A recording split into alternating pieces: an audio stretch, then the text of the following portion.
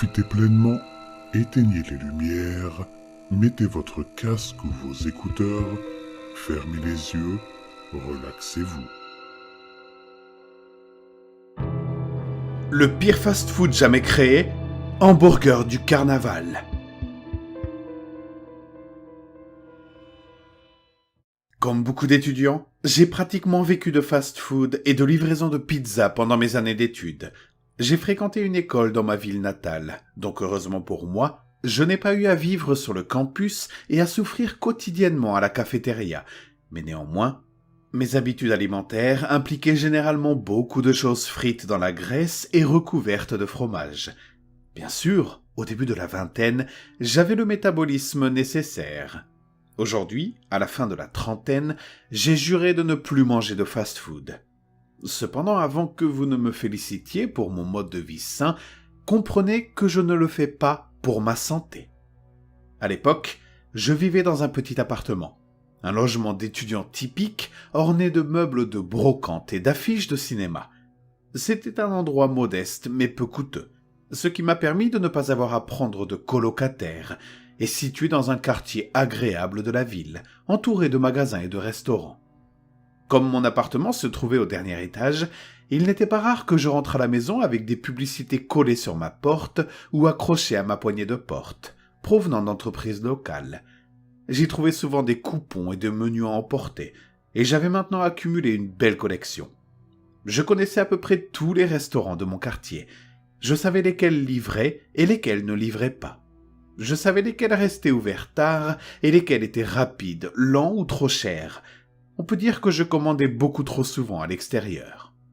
Un soir, alors que j'étudiais pour un examen dans les dernières heures de la nuit, mon estomac s'est mis à gargouiller comme il l'avait fait tant de fois auparavant, perturbant ainsi ma capacité à me concentrer. Comme d'habitude, j'avais tellement été absorbé par la préparation des examens que j'avais oublié de dîner. Et comme d'habitude, j'avais eu recours à une livraison tardive. Comme il s'approchait de minuit, je savais que la plupart de mes restaurants habituels étaient déjà fermés, surtout un soir de semaine. J'ai parcouru la collection de menus à emporter dans le tiroir de la cuisine, en essayant de décider qui appelait. Les seuls endroits qui livraient à cette heure-ci étaient des pizzerias, et je n'avais pas envie de pizza. J'étais sur le point d'abandonner et de composer le numéro de la pizzeria la plus proche, lorsque je suis tombé sur une publicité que je n'avais jamais vue auparavant, ou du moins que je ne me souvenais pas avoir vue auparavant. C'était juste un morceau carré de papier glacé qui semblait avoir été déchiré d'un magazine ou d'un de ces encarts que l'on met dans les journaux. Étrangement, je ne me souvenais pas de l'avoir déchiré. Mais d'un autre côté, j'étais dans un brouillard d'études constant depuis près de 2 semaines. Alors peut-être l'avais-je gardé et l'avais-je simplement oublié. La publicité mettait en scène une mascotte clownesque caricaturale tenant des ballons. À côté de lui, une bulle de style bande dessinée contenait les mots « Hamburger du carnaval ». Désormais ouvert jusqu'à 3h30 du matin, nous livrons. Sous la bulle se trouvait un numéro de téléphone. Je n'avais jamais entendu parler des hamburgers du carnaval auparavant. S'agissait-il d'un nouvel établissement ? J'étais réticent à l'idée de commencer un hamburger par livraison, mais je me suis dit pourquoi pas. Je veux dire, c'est toujours agréable de tester un nouveau hamburger. J'ai composé le numéro. Il n'a sonné qu'une seule fois avant qu'une voix ne décroche à l'autre bout du fil. « Merci d'avoir appelé Hamburger du Carnaval. Voulez-vous goûter notre burger spécial maison ?» La voix semblait presque électronique, comme si elle avait été préenregistrée. J'ai répondu « Non merci, je voudrais passer une commande pour la livraison. »« Excellent. Je serais heureux de prendre votre commande, monsieur. » répond la voix électronique d'une manière bien trop optimiste. « Que désirez-vous » Je prendrais un hamburger avec du fromage, des cornichons, de la laitue, des oignons et des tomates, avec des frites. Voulez-vous de la moutarde, de la mayonnaise ou notre sauce maison ? De la moutarde, s'il vous plaît. Excellent. Votre commande sera livrée sous peu. Merci d'avoir appelé Hamburger du Carnaval. La ligne s'est ensuite coupée. Je me suis dit que la personne à l'autre bout du fil avait dû raccrocher accidentellement. Je n'avais pas donné mon adresse ni mes informations de paiement, et la voix ne m'avait pas donné mon total. J'ai recomposé le numéro pour terminer la commande. Cette fois, la sonnerie n'a pas cessé de retentir. Je l'ai laissé sonner pendant ce qui m'a semblé être 5 bonnes minutes. Comme personne ne répondait, j'ai raccroché et j'ai recomposé le numéro. La même chose s'est produite. Le téléphone a continué à sonner.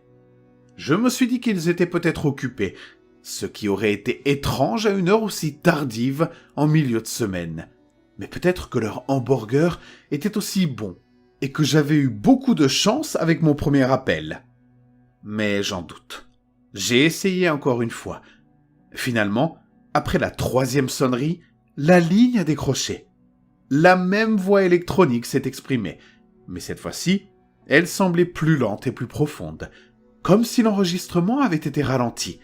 « Merci d'avoir appelé Hamburger du Carnaval. Voulez-vous goûter notre burger maison spécial ?»« Non, merci. En fait, j'ai appelé un petit moment, je crois que la ligne a été coupée. Je ne vous ai pas donné mon adresse. »« Pas de souci, Jacques. » Répond la voix lente et électronique. « Votre commande est en route. » Et il a raccroché. Je ne leur ai jamais donné mon nom. J'ai soudain été frappé par une vague de confusion mêlée de malaise. Mon cerveau logique a commencé à élaborer un scénario dans lequel ils pouvaient connaître mon nom sans que je le leur ai donné. Peut-être avais-je déjà commandé à cet endroit et je ne m'en souvenais pas. Peut-être que leur système électronique était-il équipé d'un logiciel de reconnaissance des numéros qui permettait d'afficher les clients réguliers dans une base de données ou une sorte d'identification de l'appelant. C'est peut-être aussi pour cela qu'ils ne m'ont pas demandé mon adresse. Peut-être qu'elle figurait déjà dans le fichier à la suite d'une commande antérieure. Ou peut-être que je leur ai donné mon nom et que je me suis trompé en pensant que je ne l'avais pas fait. Même si je voulais que cette explication ait un sens, je savais que je n'avais jamais commandé chez eux auparavant. Il m'arrive d'être distrait et d'oublier, mais pas à ce point. Je n'avais jamais entendu parler de ce restaurant auparavant. Mais j'avais cette publicité dans mon tiroir. J'ai décidé que la réponse la plus logique était la meilleure et que j'avais sûrement déjà commandé chez eux. Malgré cette conclusion, je me sentais toujours mal à l'aise en attendant qu'on frappe à ma porte. Je n'arrivais plus à me concentrer sur mes études. J'ai allumé la télévision pour rompre le silence soudain écrasant de mon appartement. J'ai regardé les chaînes.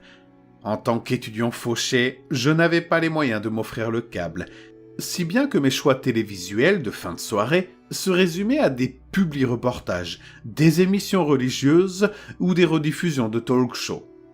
Je me suis décidé à regarder un talk-show miteux où l'animateur disait aux gens qui était et qui n'était pas le père, lorsque le signal de la télévision a été coupé par des parasites.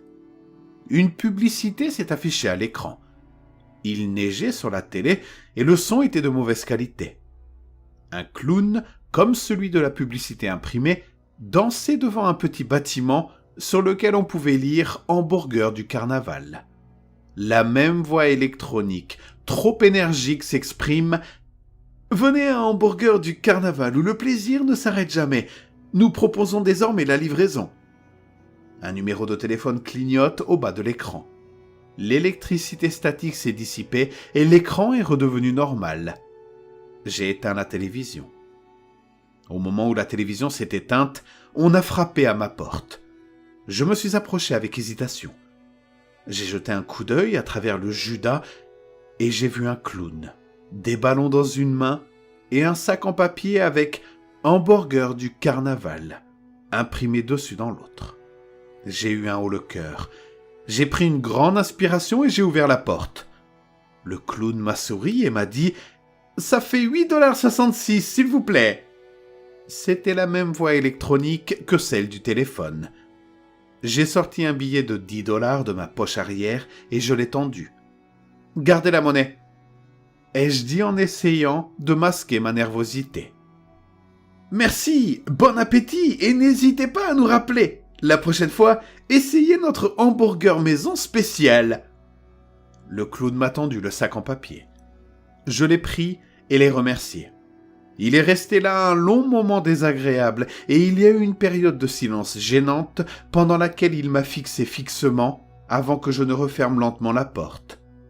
Je me suis dit que j'aurais peut-être dû lui demander comment il connaissait mon nom et mon adresse, mais j'ai laissé tomber. J'ai attendu un moment, puis j'ai regardé par le Judas. Il n'était plus là. J'avais tellement faim tout à l'heure, mais maintenant j'avais à peine envie de manger. J'ai ouvert le sac et je n'ai rien trouvé d'inhabituel à l'intérieur. C'était juste ma commande. Un hamburger avec du fromage, des cornichons, de la laitue, des oignons, des tomates et de la moutarde, avec mes frites. Il était tout chaud et il sentait bon. J'ai senti mon malaise diminuer et ma faim revenir. J'ai mangé le hamburger et les frites et c'était plutôt bon. Ce n'était pas le meilleur hamburger que j'avais jamais mangé, mais il était loin d'être mauvais. Après avoir mangé, j'ai étudié encore un peu avant de m'endormir vers 2 heures du matin. Quelques jours plus tard, c'était le week-end et je rentrais chez mes parents pour passer le week-end avec eux. 2 jours de repas préparés par ma mère et mon vieux lit confortable. C'était exactement ce dont j'avais besoin avant la semaine des examens. Comme mes parents habitaient en ville, la route n'était pas longue et j'aimais bien leur rendre visite quand je le pouvais. Alors que je conduisais, je suis tombé sur des travaux de construction. J'ai suivi les panneaux de déviation jusqu'à une route secondaire que je ne connaissais pas. J'étais contrarié, mais comme je l'ai dit, il s'agissait d'un trajet relativement court et un petit détour n'aurait pas fait une grande différence. Le détour m'a guidé dans un vieux quartier résidentiel. Il n'y avait pas beaucoup de commerce, seulement des maisons, un petit parc, et puis il était là, au coin d'une intersection. C'était le bâtiment que j'avais vu dans la publicité télévisée, les hamburgers du carnaval. Je me suis garé dans le parking et je me suis arrêté. C'était bien le même bâtiment, mais contrairement à celui de la publicité, il était vieux et délabré. L'enseigne peinte était décolorée et couverte de saleté. Certaines fenêtres avaient été brisées et remplacées par des planches. On aurait dit qu'il était abandonné depuis des années. Je suis sorti de ma voiture et j'ai jeté un coup d'œil par l'une des fenêtres. À l'intérieur, il y avait des cabines et des tables recouvertes de poussière. Les murs étaient fissurés et des toiles d'araignée recouvraient le peu de meubles qui restaient à l'intérieur. Dans un coin, il y avait une statue en plastique d'un clown souriant qui tenait un menu à la craie avec les mots à peine visibles « Demandez le burger spécial de la maison ». Je me suis senti faible et j'ai ressenti une douleur dans la poitrine. Il ne pouvait s'agir du même endroit. Une fois de plus, mon esprit logique a commencé à rationaliser la situation. Il s'agissait manifestement d'un vieil endroit abandonné. Le restaurant a dû déménager et rouvrir ailleurs. Il n'y avait pas de panneau donnant la nouvelle adresse, mais c'était forcément ça. Je suis remonté dans ma voiture et j'ai continué jusqu'à la maison de mes parents. Plus tard dans la soirée, lors du dîner, j'ai demandé à ma mère si elle avait déjà entendu parler des hamburgers du carnaval. Mes parents avaient vécu toute leur vie dans la même ville, donc si quelqu'un en avait entendu parler, c'était bien eux. Lorsque je lui ai posé la question, elle m'a répondu « Ah oui, l'ancien restaurant de burgers, il a été fermé il y a longtemps pour des raisons de salubrité. En fait, c'était une affaire importante quand nous étions enfants. Nous aimions tous y aller. Bien sûr, c'était une sorte de contrefaçon de McDo, mais c'était amusant. Il y avait un clown qui distribuait des ballons. Comment s'appelait-il déjà ?» Mon père a répondu « Gestéréo », à cause de sa voix bizarre. Une sorte de boîte vocale électronique. Je trouvais ça flippant. Mais non, moi je le trouvais drôle.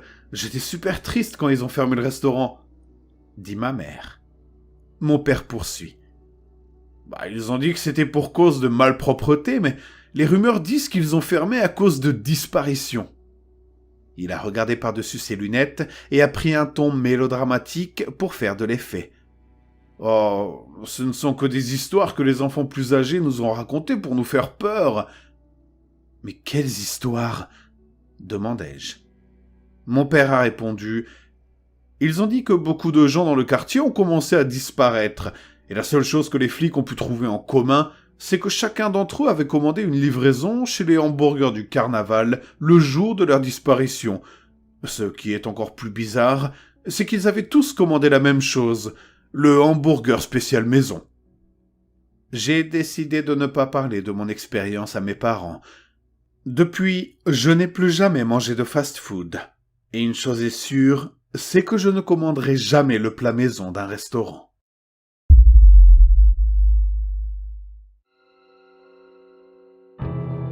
Allodoxaphobie.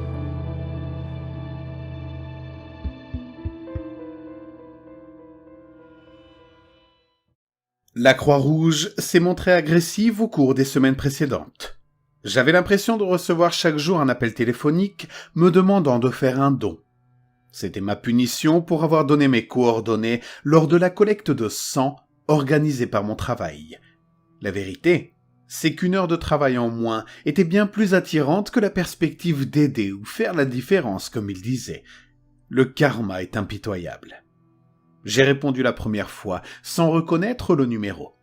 Ils ont toujours une façon unique de vous faire sentir coupable avant de vous demander « Merci pour votre dernier don.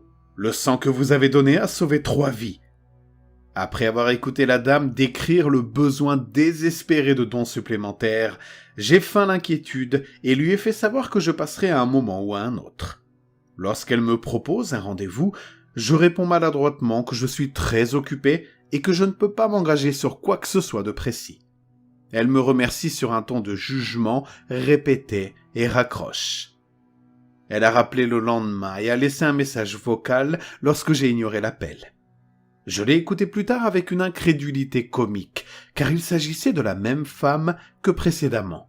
Mais elle parlait comme si nous n'avions jamais parlé hier au téléphone. J'ai pensé qu'il s'agissait d'une simple erreur. Après tout, qui sait combien d'appels elle devait passer chaque jour? Mais les appels ont continué. Jamais malveillants et toujours agréables, sans se rendre compte qu'elle laissait le même message tous les jours. Finalement, elle a commencé à appeler de différents numéros. J'ai répondu la première fois et j'ai menti en lui disant que j'avais déjà fait un don plus tôt dans la semaine. Elle m'a remercié et s'est excusée pour l'oubli dans les registres. Le lendemain, elle a rappelé, laissant un message vocal identique à tous les autres. Mais à quel point cette femme était-elle bête? J'ai répondu à l'appel suivant et j'ai demandé à ce que mon nom soit retiré de la liste des appels. Après un bref bruit de doigts tapant sur des touches, elle m'a informé que mon nom n'était plus dans leur base de données et s'est excusée pour la gêne occasionnée. Mais les appels n'ont pas cessé. Une fois par jour, à peu près à la même heure, et jamais du même numéro de téléphone. Il est devenu habituel d'ignorer l'appel et de supprimer le message sans l'écouter. Une rapide recherche en ligne a révélé que ces sollicitations incessantes n'étaient pas rares et qu'en de rares occasions, elles avaient donné lieu à des poursuites judiciaires. Cela m'a semblé un peu excessif.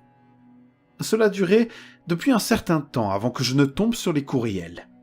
Comme c'est souvent le cas lorsqu'on s'inscrit à quelque chose sans y réfléchir, j'ai utilisé un compte de courrier indésirable normalement réservé à la récupération de mots de passe et au spam. Pour chaque appel, il m'avait envoyé 5 courriels intitulés chacun « Désolé de vous avoir manqué » et signé simplement « Vicky ». Ce n'est qu'à ce moment-là que j'ai réalisé à quel point ces appels duraient depuis longtemps. Quelle organisation caritative dispose des ressources nécessaires pour déranger les gens à ce point? Cela m'a donné la chair de poule. J'ai décidé de désactiver mon compte de messagerie. Lorsque mon téléphone a sonné le lendemain, j'aurais juré que l'identification de l'appelant indiquait maman. Mais quand j'ai répondu, c'était encore la Croix-Rouge. Vicky. Sous le choc, j'ai raccroché et vérifié ma liste d'appels entrants, soulagé de constater que ce n'était que le plus récent d'une longue liste de numéros aléatoires. Cela semblait pourtant si réel, trop réel. J'ai appelé ma mère pour m'en assurer. Ce soir-là, je me suis assis et j'ai réfléchi aux options qui s'offraient à moi. Les appels devaient cesser, mais toute action autre que celle que j'avais déjà entreprise me semblait exagérée par rapport au désagrément. Je pouvais menacer Vicky de faire appel à la police. Mais si les appels continuaient, est-ce que j'allais vraiment faire appel à la police contre la Croix-Rouge ? Changer de numéro me semblait tout aussi absurde. Finalement, j'ai décidé de ravaler ma fierté. J'ai composé le dernier numéro d'où elle m'avait appelé et j'ai attendu que les fausses politesses de Vicky m'inondent les oreilles. Par coïncidence, une collecte de sang était organisée sur le parking d'un Walmart, pas très loin de chez moi. Elle m'a donné un rendez-vous et m'a remercié abondamment d'avoir sauvé des vies, allant même jusqu'à me qualifier d'ange. Pour une raison que j'ignore, ce mot m'a donné des frissons. Même si cela ne faisait disparaître les appels que pendant quelques mois, cela en valait la peine. Cela me permettrait au moins de retrouver la raison et de trouver une solution plus permanente. En entrant dans le parking, j'ai jeté un coup d'œil à ma montre. J'étais arrivé 15 minutes à l'avance, comme pour un entretien d'embauche. J'avais exigé d'être le premier à prendre rendez-vous, ce qui, à mon grand désarroi, avait été fait à 7 heures du matin. En conséquence, le terrain était horriblement abandonné.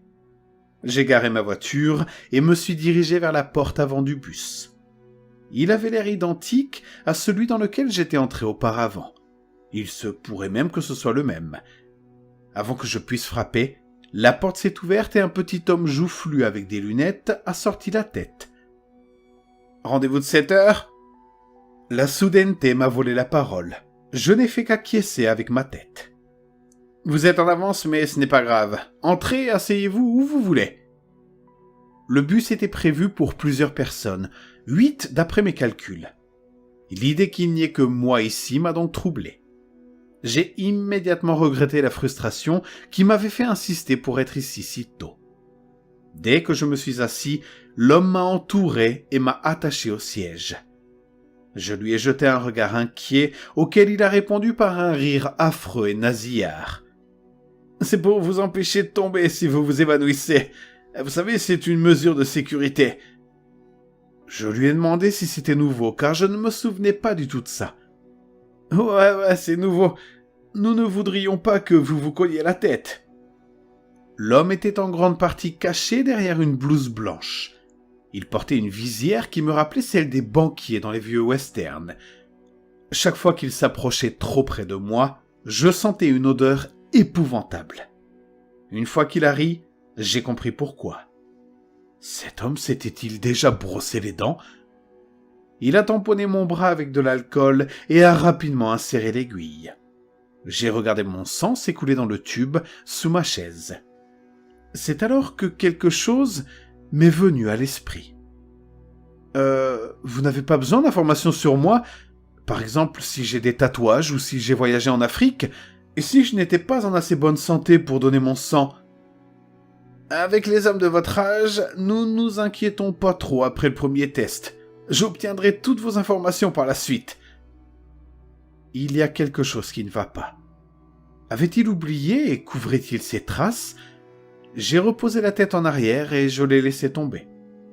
Pourquoi faire quelque chose à partir de rien ? Je me sentais bien. Au bout de quelques minutes, il est revenu et a ajusté quelque chose sous mon siège. En me levant, il a remarqué la cicatrice sur mon autre bras.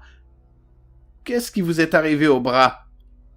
Je lui ai expliqué que j'avais eu un accident de vélo quand j'étais très jeune.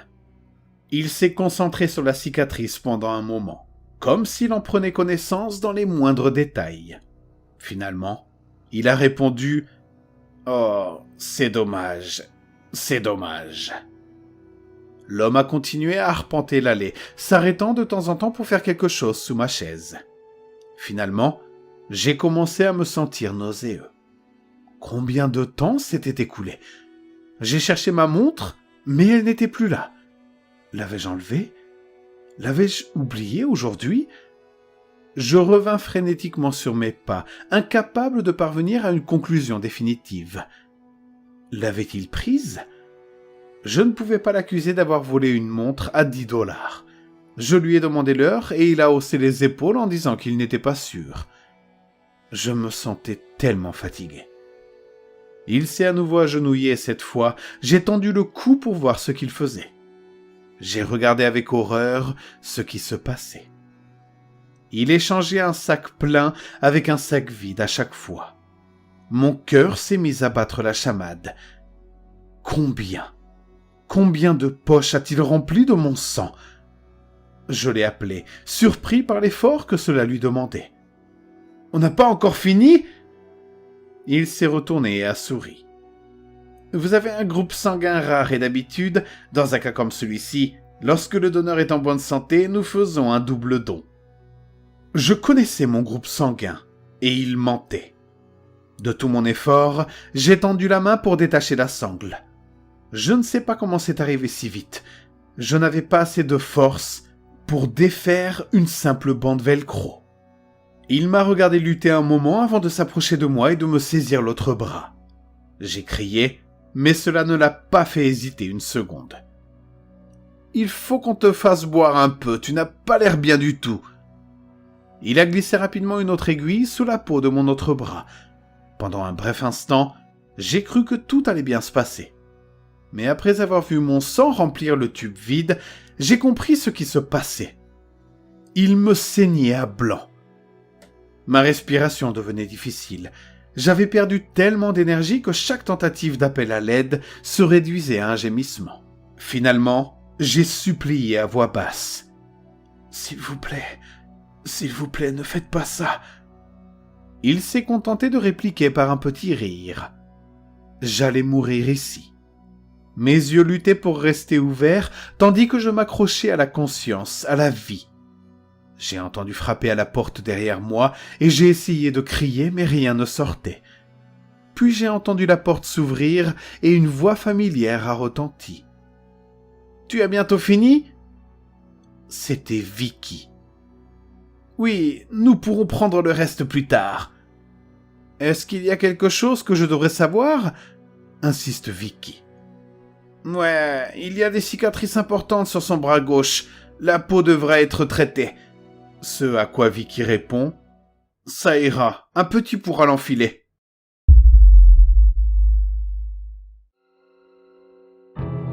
J'ai essayé tout ce que je pouvais imaginer. Trop, c'est trop.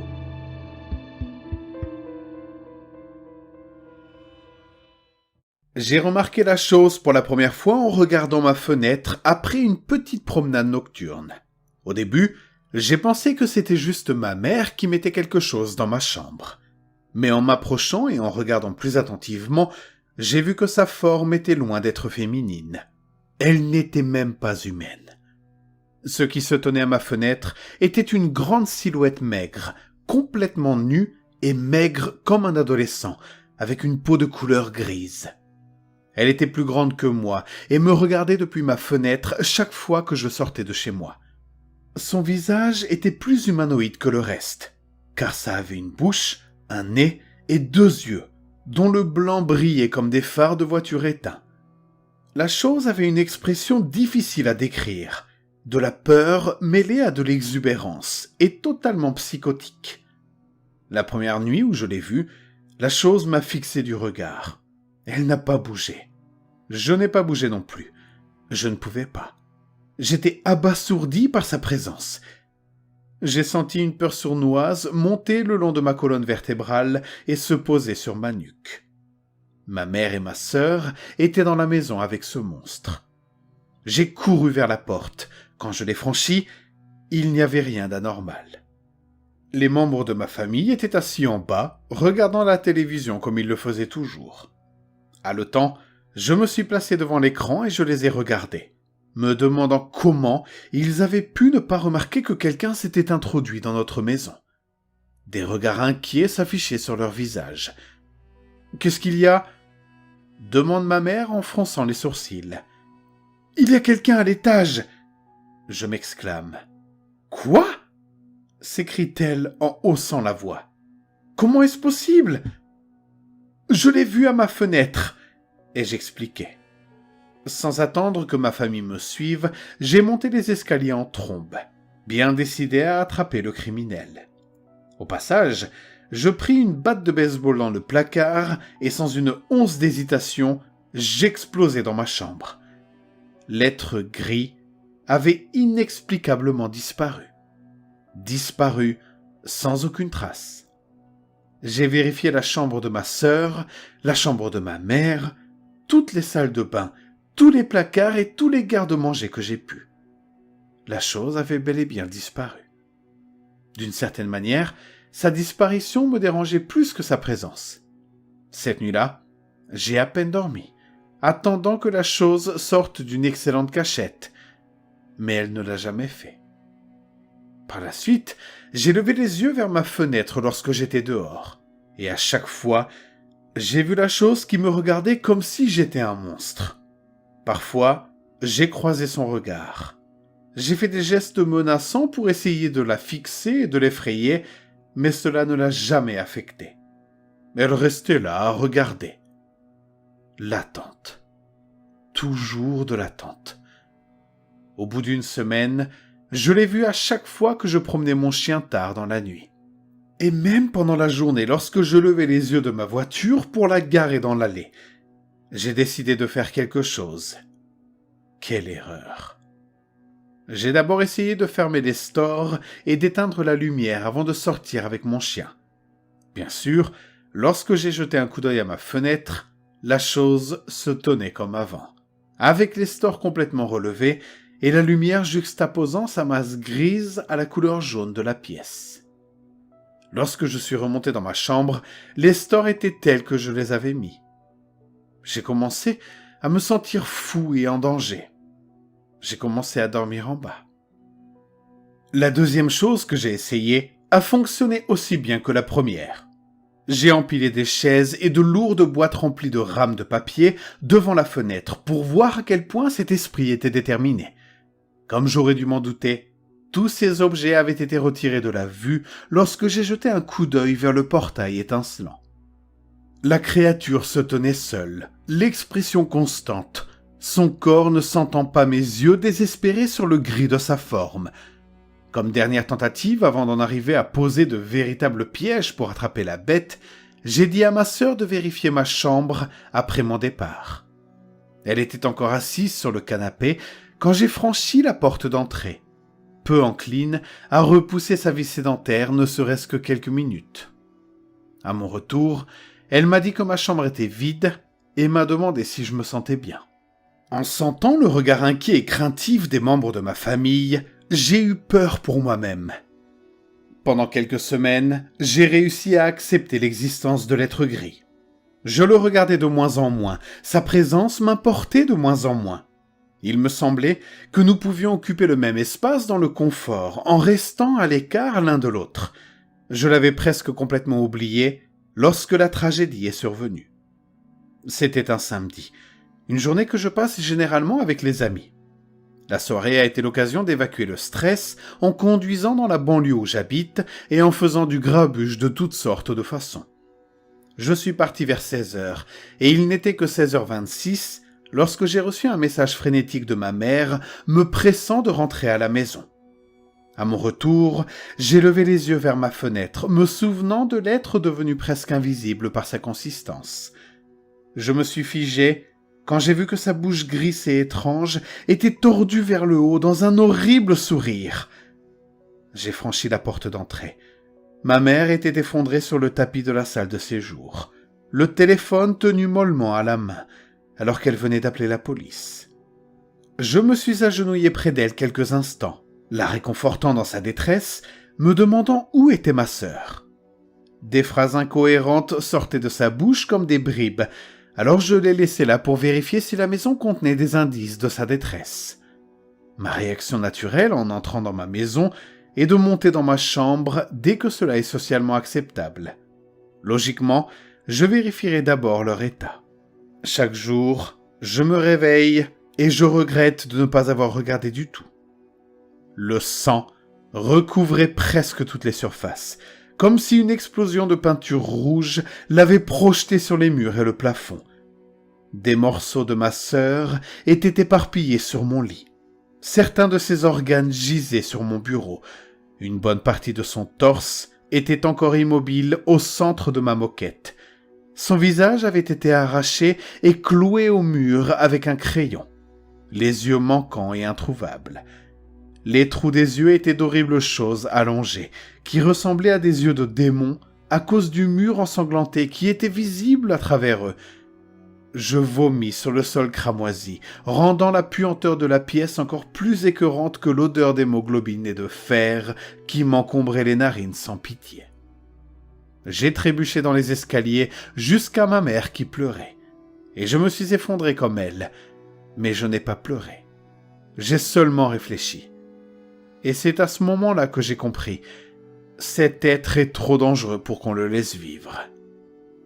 À partir de ce moment-là, après que la police est venue chercher le corps et n'a pas trouvé d'auteur viable du crime, j'ai passé le plus clair de mon temps dans toutes les bibliothèques publiques du comté ou sur des sites internet de soi-disant sorcières que je savais être des canulars, essayant de trouver une méthode pour purger l'esprit de ma maison. J'ai commandé de l'eau bénite, censée être embouteillée dans le Jourdain. Je l'ai répandue dans la pièce encore rouge et j'ai vu la même bête grise me regarder de l'intérieur. Aucun charme, aucune amulette, aucun enchantement ne pouvait repousser l'être gris. J'ai jeté des sorts de protection, des sorts spirituels, des répulsions positives, en agitant les mains et en chantant comme un cultiste maniaque. Dans une stupeur de frustration, j'ai essayé d'implorer l'esprit, de faire un pacte avec lui, de lui laisser des offrandes comme s'il s'agissait d'un dieu à vénérer. Rien ne pouvait l'éloigner de la fenêtre. Et cela m'amène à mon état d'esprit actuel. J'ai épuisé tous les moyens possibles, à l'exception de l'invocation d'un démon ou de l'incendie de ma maison.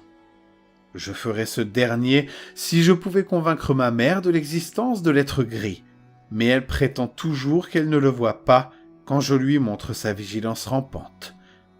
Pour une raison ou une autre, je sais que rien ne peut me débarrasser de cette malveillance. C'est pourquoi j'ai écrit cette lettre. Cette explication de ma prochaine action. Je vais monter sur mon toit et entrer par cette fenêtre. Je veux que tout le monde comprenne pourquoi j'ai fait cela et que cela ne se reproduise plus. Croyez quelqu'un s'il vous dit qu'il a peur. Et croyez en ce qui cause sa peur, même si c'est grotesque, même si c'est gris. J'ai essayé tout ce que je pouvais imaginer. Trop, c'est trop. Ce journal a été trouvé sur la personne de Derek E. Weinmine le 17 février.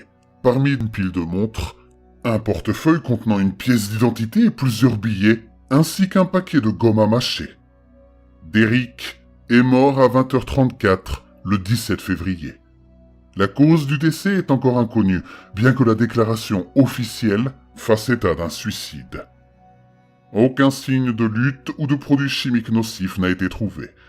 Derek était allongé face contre terre sur le sol de sa chambre où le cœur de sa sœur avait été trouvé. Voir le rapport au CFL K9 à 112 Vanessa de Weinman. Veuillez noter que la dernière page du journal cité contenait un message difficile à lire dont on a finalement déterminé qu'il disait « Why I am so grey ». Pourquoi suis-je si gris?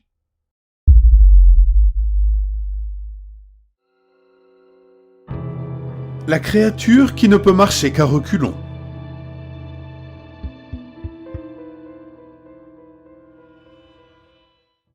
Dans les années 70, la ville de Perth, en Australie-Occidentale, a connu un étalement urbain qui a fait grimper ses banlieues le long de la côte de l'océan Indien. C'est dans ces banlieues, reliées par de fragiles chemins de fer, comme une toile d'araignée, que j'ai vécu enfant. Ces nouveaux développements d'infrastructures signifiaient que j'étais isolé dans ma seule ville natale, incapable de trouver un moyen fiable de me déplacer. C'est pourquoi mes amis et moi passions souvent du temps au lac Joondalup, l'homonyme de notre banlieue. Notre groupe était un peu hétéroclite, relié par notre propre fil ténu. Nous aimions tous explorer le bush, qui à l'époque n'avait pas encore été balayé par le développement. Malgré un large cercle d'amis partageant les mêmes intérêts, je ne me sentais vraiment proche que d'une jeune fille appelée Christelle. C'était une grande enfant aux manières aimables, avec une rangée de dents blanches déchiquetées, qui contrastait fortement avec sa peau foncée et ses traits doux. Nous aimions tous les deux la nuit. Nous aimions les fins de soirée où un nouveau monde s'offrait à nous autour du lac. Nous avons continué à explorer les rives bordées d'arbres après que la plupart des enfants soient rentrés chez eux pour le dîner. Ce jour-là, nous avions sauté des pierres sur le lac, tout en discutant du petit travail que notre professeur nous avait demandé de faire. Christelle, qui est aborigène, s'était vue confier la tâche de trouver la signification de nombreux mots de notre vie quotidienne qui provenaient des premiers Australiens. Alors, dis-je en jetant un caillou dans le lac, que signifie Joondalup ? Christelle avait ramassé une pierre plus grosse que d'habitude et l'a pesée dans sa main tout en réfléchissant à la meilleure façon d'articuler sa réponse. Ça signifie lieu de brillance ou lieu de blancheur. Je lui ai répondu que c'était pas vrai, que c'était trop nul, avec tout le sérieux qu'un élève de CM2 pouvait avoir. T'es trop nul. Christelle a jeté le rocher dans l'eau à côté de moi, et une partie a éclaboussé mes nouvelles chaussures blanches. J'ai foncé sur elle, essayant de me venger de l'inévitable colère de ma mère. J'ai foncé sur elle, et elle s'est retournée, a fait un bond, avec une rapidité surprenante pour une fille aussi grande.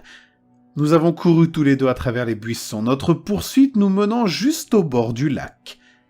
L'instant d'après, Christelle, à 3 ou 4 pas devant moi, a trébuché. Je l'ai vue trébucher, sa cheville se tordant bizarrement, avant qu'elle ne bascule et ne plonge directement dans l'eau sombre du lac. Les rives étaient une chute abrupte de 2 pieds dans l'eau, qui était assez profonde pour la submerger entièrement. Elle est remontée à la surface. Elle a crié, alors que je m'agenouillais sur la berge pour essayer de l'aider à sortir de l'eau. « Il fait si froid !» disait-elle. Je n'ai pas répondu. Derrière elle, il y avait une forme blanche, floue dans l'eau sombre, mais qui se précisait rapidement comme une silhouette inversée. « Ouais, allons-y !» J'ai tendu la main pour l'aider quand soudain, la forme a semblé se déployer, s'enroulant autour de Christelle et l'entraînant vers le bas. Mon cœur s'est mis à cogner contre mes côtes, et le sang a commencé à battre dans ma tête. Christelle est remontée à la surface et s'est débattue. Je n'ai pas hésité. J'ai saisi le col de sa chemise et je l'ai tiré vers le haut, tandis qu'une paire de bras d'une blancheur de lait, dont chaque doigt était muni de griffes luisantes, l'a happée depuis le lac. Elle était gravement blessée. Sa cheville était enflée et déjà tachetée d'ecchymose. J'ai essayé de la traîner, de la porter, mais même pour moi, elle était bien trop lourde. Nous avons trébuché sur le sentier rocailleux, mes jambes se dérobant presque tandis que Christelle s'appuyait sur moi. Nous n'étions pas loin de la percer dans les arbres et de la route, mais nous étions à peine à 20 pieds du lac lorsque j'ai regardé en arrière. Assombri par le reflet de la lumière de la lune, j'ai vu la créature qui se tenait sur les berges. Sa forme est gravée à l'intérieur de mon crâne. Elle avait un corps humain, avec des épaules larges et masculines et un long cou, comme celui d'un cerf, sauf qu'il s'arrêtait brusquement, comme si on lui avait coupé la tête à la base du crâne. Mais ce n'était pas le pire. La meilleure description que je puisse faire de ses pattes était celle d'un enfant qui empilerait des blocs de Lego. À partir de la cheville, elles s'empilaient les unes sur les autres, mais sans s'emboîter, ce qui donnait l'impression d'un zigzag dentelé. J'ai commencé à gémir, et Christelle s'est arrêtée pour regarder derrière elle. J'ai senti son emprise sur moi se relâcher, et elle a fait un bruit doux. Je connaissais ce bruit. C'était quand votre corps se grippait de l'intérieur, les nerfs s'allumant rapidement, alors que le corps commence à utiliser sa réponse d'urgence pour s'envoler. Allons-y, allons-y ! Notre rythme s'est accéléré. Derrière nous, je pouvais entendre le bruissement des sous-bois et le pas léger d'un chasseur. Nous avons tâtonné plus vite. Le visage de Christelle était rouge et bouffi, et le grondement dans mes oreilles avait atteint un crescendo assourdissant. Nous n'osions pas nous retourner, les yeux fixés devant nous sur la lumière trouble des réverbères. Christelle a tressailli et s'est dégagée de mon emprise. J'ai essayé de m'accrocher à elle, mais je me suis retrouvé secoué comme un chien secouant sa proie. Je volais dans les airs, m'écrasais contre un arbre et m'affalais dans le sous-bois.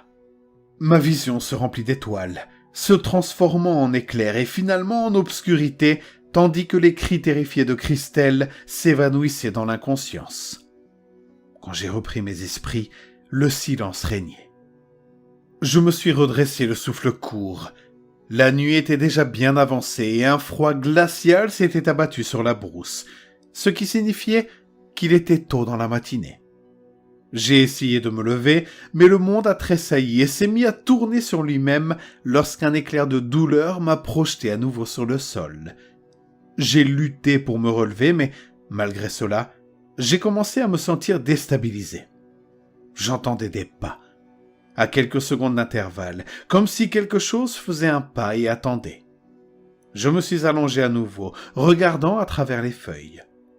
Cela me démangeait, c'était collant, mais je sentais au fond de mon estomac que ce qui était là n'avait pas de bonnes intentions à mon égard. Il a fallu quelques instants pour qu'elle apparaisse sur le chemin, mais elle était là. Encore cette chose.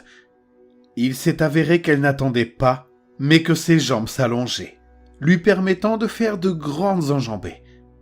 Je me suis alors rendu compte qu'elle marchait à reculons. Oui, je pouvais distinguer ses omoplates et la ligne dentelée de sa colonne vertébrale alors qu'elle remontait le sentier. Son cou se balançait, comme si elle regardait derrière elle. Lorsqu'elle s'est approchée, j'ai dû me mordre la langue pour m'empêcher de crier. La créature portait le corps mou de Christelle dans ses bras. Son poids mort semblait à peine se faire sentir alors que la créature la berçait comme un bébé. La créature s'est redressée alors que j'étais en train de traiter la vue de mon ami. Et j'ai vu qu'au bout de son cou, là où je n'avais pas identifié de tête, il y avait un visage plat, humain, un visage humain. J'ai fermé les yeux, voulant que la créature s'en aille. Elle a marché le long du sentier, et même à travers les buissons. Elle est passée à quelques mètres de moi. Je pouvais entendre le bruit de ses articulations qui claquaient pendant qu'elle se déplaçait. Son ombre cachait périodiquement la lumière de la lune, mais elle ne m'a jamais trouvé. Ils m'ont trouvé juste après le lever du soleil. J'étais toujours recroquevillé à la base d'un vieux gommier blanc, sanglotant silencieusement. Ils ont failli me rater, car j'étais caché par un fourré d'arbustes épineux. Mais j'étais là, serrant mes genoux contre ma poitrine et gémissant doucement. Par contre, ils n'ont pas trouvé Christelle, mais ils ont trouvé des touffes de cheveux et des bouts de vêtements dans les sous-bois, à la hauteur des épaules d'un adulte, comme si elle avait été portée. J'ai fait une déclaration à la police et j'ai suivi une thérapie. Environ une semaine plus tard, une étrange écume blanchâtre a flotté à la surface du lac, s'accumulant sur les rives et recouvrant l'eau d'une horrible pellicule. Il s'est avéré qu'il s'agissait de graisse humaine, dont l'ADN correspondait à celui de la victime de l'enlèvement, Christelle Cole. Le souvenir s'est effacé de mon esprit. La disparition a été considérée comme un homicide présumé. Le souvenir vibrant est devenu une forme lointaine, éclairée par la lune et les reflets de l'eau. Parfois, ma peur refaisait surface lorsque je passais en voiture devant le solide mur d'arbres qui constituait la limite de la réserve du lac, mais ce n'était rien de plus qu'un événement traumatisant replié dans un coin de mon esprit. Mais ça, c'était le cas jusqu'à la semaine dernière, lorsque l'idée de la créature a été rafraîchie et a reçu une nouvelle couche de détails induits par la peur. Le journal local, le Weekender, publiait un article sur de nouvelles découvertes concernant l'étymologie du mot Joondalup. De nouvelles recherches suggéraient que Joondalup signifiait « lieu de la créature qui ne peut marcher qu'à reculons ». N'ayez pas peur de laisser un pouce bleu, d'activer les notifications et de vous abonner si ce n'est pas déjà fait. Effroi dans ma ville, tous les signes ont disparu.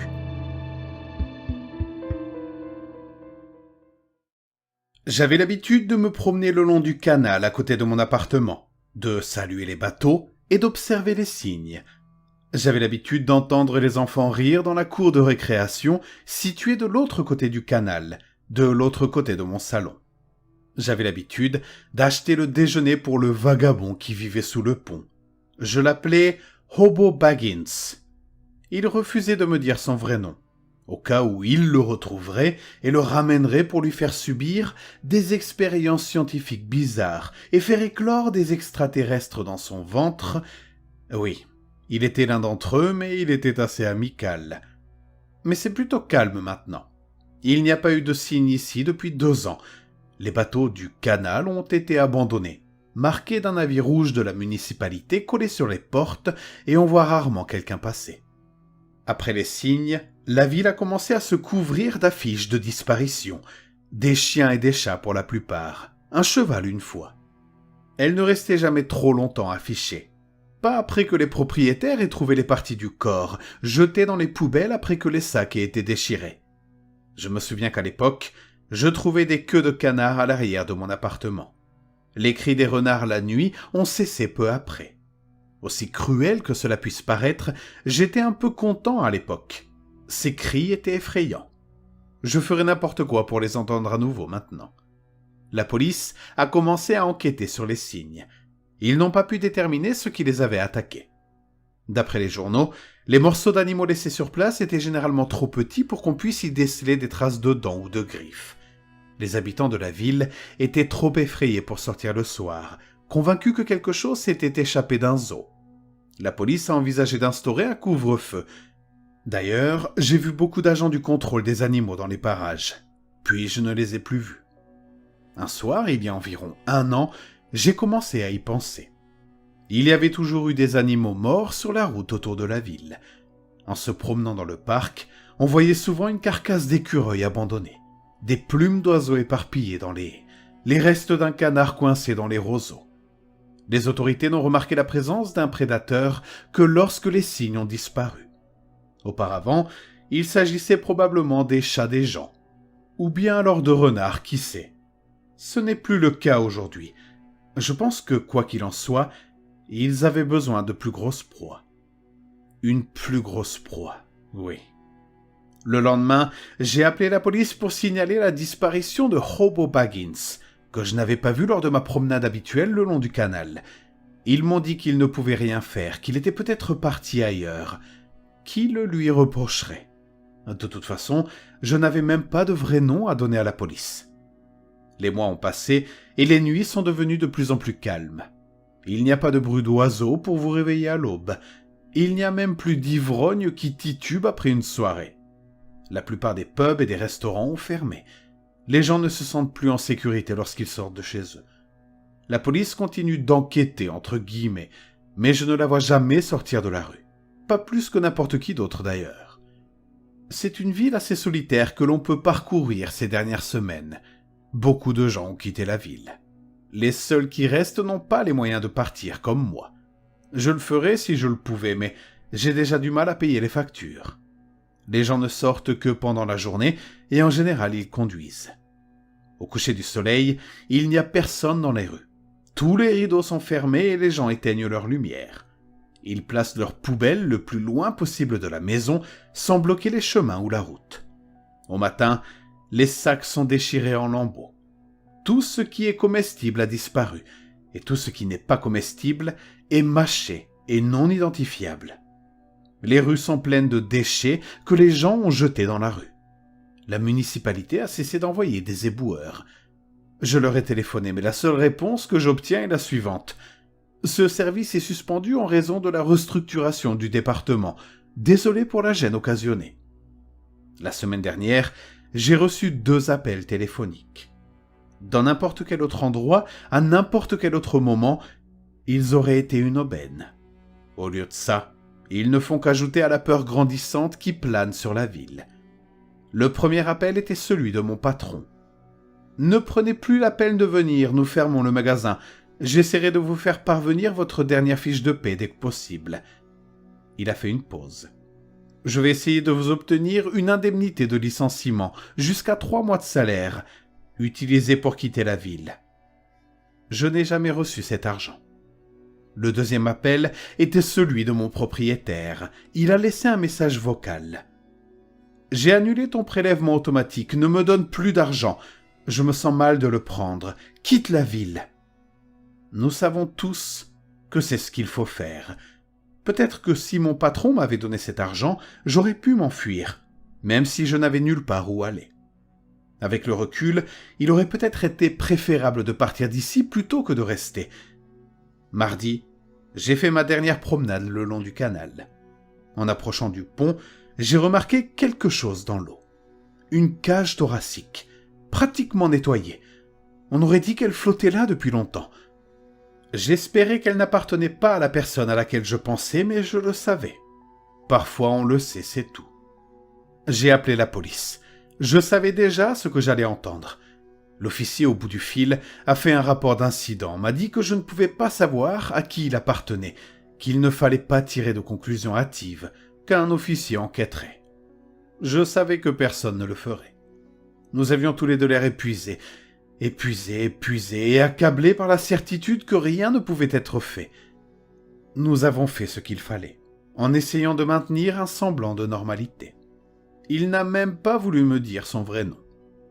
Hier, je parlais à mon voisin, un homme d'un certain âge. Il vivait ici lorsque j'ai emménagé. Il est dans la même situation que moi. Pas d'amis, pas de famille, nulle part où aller. Il a essayé de me convaincre de partir. Un mec comme toi pourrait se retrouver loin d'ici. On n'a pas besoin d'argent quand on est comme toi, jeune et en bonne santé. Il divaguait, il disait n'importe quoi. Il n'y a plus personne pour m'emmener nulle part. Il a dit « les sons se rapprochent ». Alors que nous regardions le canal par la fenêtre du premier étage, je lui ai dit « oui, c'est vrai ». Et je lui ai demandé s'il entendait les bruits que la chose faisait. J'ai rajouté que je n'avais jamais entendu de tels sons de la part d'un renard ou d'un blaireau. Il a continué à regarder par la fenêtre en secouant lentement la tête. « Non, ils ne font pas ce genre de bruit », m'a-t-il dit. J'ai regardé par la fenêtre. Les arbres le long du canal avaient des égratignures et des branches cassées, comme si quelque chose de gros avait grimpé là-haut. Puis nous avons regardé une maison abandonnée. « Vous avez vu la fenêtre du rez-de-chaussée » ? « Oui, m'a-t-il répondu. Elle a été arrachée de son cadre. La maçonnerie en dessous avait été creusée, laissant un grand vide dans le mur. L'intérieur de l'appartement avait été saccagé. Meubles brisés, sang, cheveux, morceaux de viande et d'os partout dans la pièce principale. Je lui ai demandé, mais qui vivait là déjà ? Ses mains tremblaient tandis qu'il parlait. Ce père qui s'occupait de sa petite fille, tu te souviens ? Je l'ai accompagné à l'école une fois quand il était malade. Je n'ai rien répondu. Georges, dit mon voisin. Je l'ai appelé Georges. Il a fait un geste vers les marques de griffures à l'extérieur. J'allais demander pourquoi, mais à quoi bon ? La nuit dernière a été la pire. Les cris et les hurlements que j'ai entendus ne ressemblaient à rien de ce que j'avais jamais entendu. J'avais laissé ma fenêtre ouverte, mais le store fermé. Il faisait trop chaud pour dormir. Au moment où je m'endormais, j'ai entendu des bruits de pas lourds et un grognement. Je me suis figé, terrifié. Je sentais mes paupières se décoller de mon crâne et toute ma poitrine était glacée par la peur. Mes jambes et mes bras se sont rétractés en position fœtale, puis j'ai attendu, dos à la fenêtre. Au bout de plusieurs minutes, toute la pièce a tremblé, tandis qu'un lourd bruit sourd frappait le mur derrière moi. Un grognement a résonné en moi lorsque le raclement a commencé. Il devint rapidement plus prononcé, plus vicieux. Le raclement, le grognement, le grattage. J'essayais de me rassurer. C'est le vent, ce sont les arbres, c'est la pluie, bref, c'est n'importe quoi d'autre, ce dont à quoi je pense. Ça y est, me suis-je dit. C'est ma nuit. J'ai vraiment cru que la chose allait entrer. J'ai dû finir par m'endormir. Lorsque je me suis réveillé le lendemain matin, j'ai espéré que tout cela n'était qu'un rêve, un cauchemar. Je suis sorti pour aller voir mon voisin. Sa porte était fermée et il ne répondait pas. Je suis sorti pour voir si je pouvais l'apercevoir à travers une des fenêtres. C'est alors que je les ai vus, devant ma fenêtre. J'ai vu d'où venaient les griffures. Des cicatrices longues comme le pied, sous ma fenêtre au premier étage. Il y avait de grandes empreintes dans le parterre de fleurs. Elles ne ressemblent pas à ce que j'avais vu auparavant.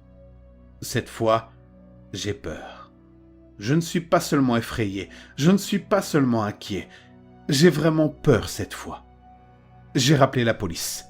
Je n'ai même pas eu d'agent, juste un message automatisé. Le poste de police n'est pas en mesure de traiter les appels pour le moment. Nous conseillons aux résidents de rester avec leurs familles ou leurs amis loin de la ville si possible pendant que nous enquêtons sur ces événements. Si cela n'est pas possible, veuillez rester à l'intérieur et barricader votre maison. Évitez les déplacements inutiles. Ne quittez en aucun cas votre domicile la nuit. N'enquêtez pas sur les bruits ou les événements étranges. Restez calme, nous enquêtons. Bordel de merde. Vous savez, je suis content de ne pas avoir vu la chose. Je suis content que ce ne soit que des égratignures, des bruits ou des empreintes dans les parterres de fleurs. Et si j'avais vu la chose et que je ne pouvais plus l'oublier. Je suis habitué à vivre dans la peur maintenant. Je ne veux pas vivre avec des cauchemars. Quoi qu'il en soit, et quoi que ce soit, ça grossit. Comment quelque chose peut-il devenir aussi gros sans que personne ne le voie? Me voici donc. Je suis sûr que c'est mon dernier jour ici, et tant que j'ai encore un moyen de communiquer avec le monde extérieur, je vous raconte tout ça. Tout ce qui s'est passé ici. À quel point il m'était facile de faire l'autruche et d'espérer que tout cela n'arrivait pas, jusqu'à ce que je relève la tête et réalise que j'étais piégé. Voici donc la dernière chose que vous m'entendrez dire, un avertissement. Si vous entendez parler d'une ville tranquille, célèbre pour ses beaux canaux et ses cygnes, n'y allez pas. Tous les cygnes ont disparu. N'ayez pas peur de laisser un pouce bleu, d'activer les notifications et de vous abonner si ce n'est pas déjà fait. Même les hommes ordinaires peuvent aller en enfer.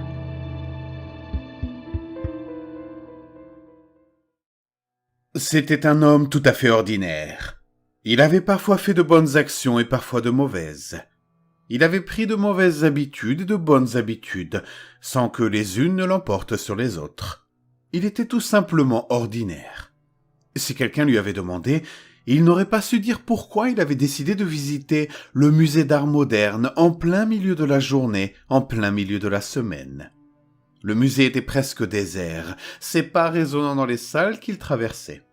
Il ne voyait rien qui lui plaisait particulièrement, ni rien qui lui déplaisait particulièrement d'ailleurs. Il entra dans une pièce et s'arrêta net lorsqu'il aperçut la statue adossée à un mur. Elle était très grande et très laide. Elle avait vaguement une forme humaine, mais c'était une caricature d'une personne, presque comme un dessin animé, aux couleurs vives. Et pourtant, elle était faite de telle manière qu'elle semblait ancienne, comme si elle avait été fabriquée il y a des milliers d'années. Son visage avait une trompe ridiculement longue, qui pendait droit devant son menton.